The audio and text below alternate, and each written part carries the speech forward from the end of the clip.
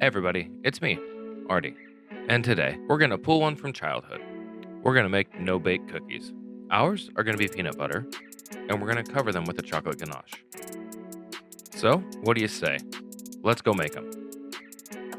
As always, all the ingredients you're going to need are below in the video description. We're going to start these cookies off with some butter.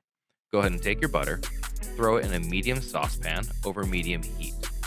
Remember to keep stirring. We don't want to brown or burn our butter. We just want to melt it down.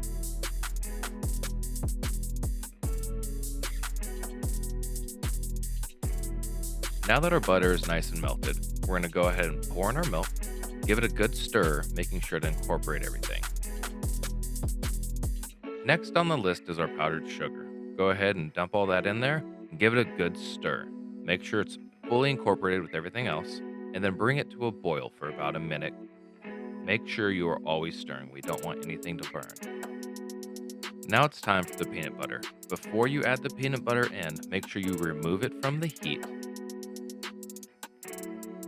Now go ahead and add in your peanut butter, stirring it constantly until it fully incorporates into our mixture. Now add the vanilla extract and keep stirring. Finally, we're going to add in our quick oats, half a cup at a time, and constantly stirring. We want to make sure these oats are completely covered in our mixture. Go ahead and get your parchment paper and your baking sheet. We're going to line the baking sheet with said parchment paper. I suggest using an ice cream scoop to scoop out the cookies. It's going to give you a uniform shape and size, so you don't have to worry about anything else. The ice cream scoop I'm using is a medium size, which will yield 12 cookies for this batch. So in this case, the size of your ice cream scoop matters. Now go ahead and scoop out those cookies. As you can see, beautiful, round, tasty, delicious cookies. Now go ahead and throw them in the fridge, minimum an hour, up to 24 hours. I leave my cookies in the fridge for 24 hours before applying any ganache. Now it's time to make our ganache. We're going to start by warming up our heavy cream. We don't want to bring it to a boil, we just want it to get hot.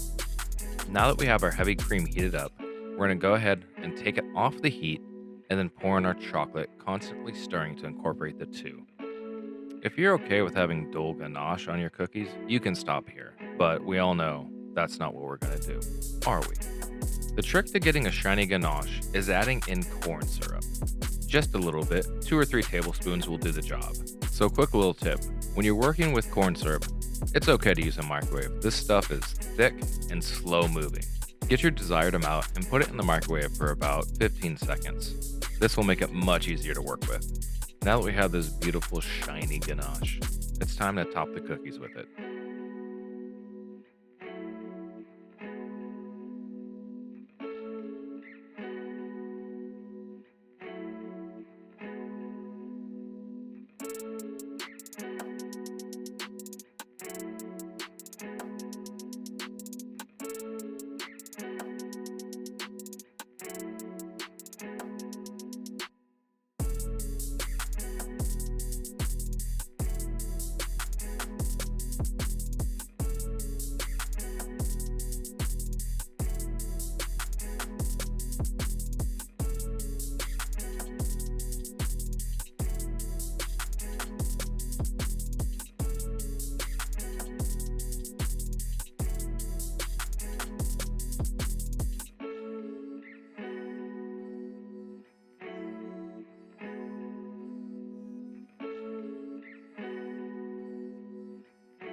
Now that all of our cookies are covered in ganache, we're going to go ahead and put them back in the fridge overnight.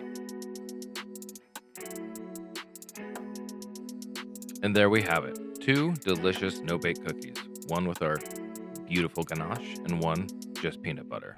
Let's see how they taste. So what do you think, Artie? Are they any good?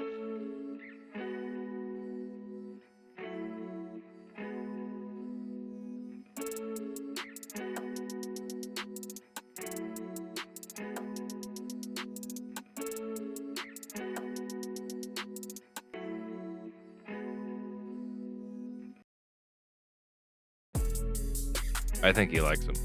Well done, everybody. As always, if you like what you saw, give it a like, subscribe, and hit that bell for future content notifications. Thanks, everybody, and good cooking.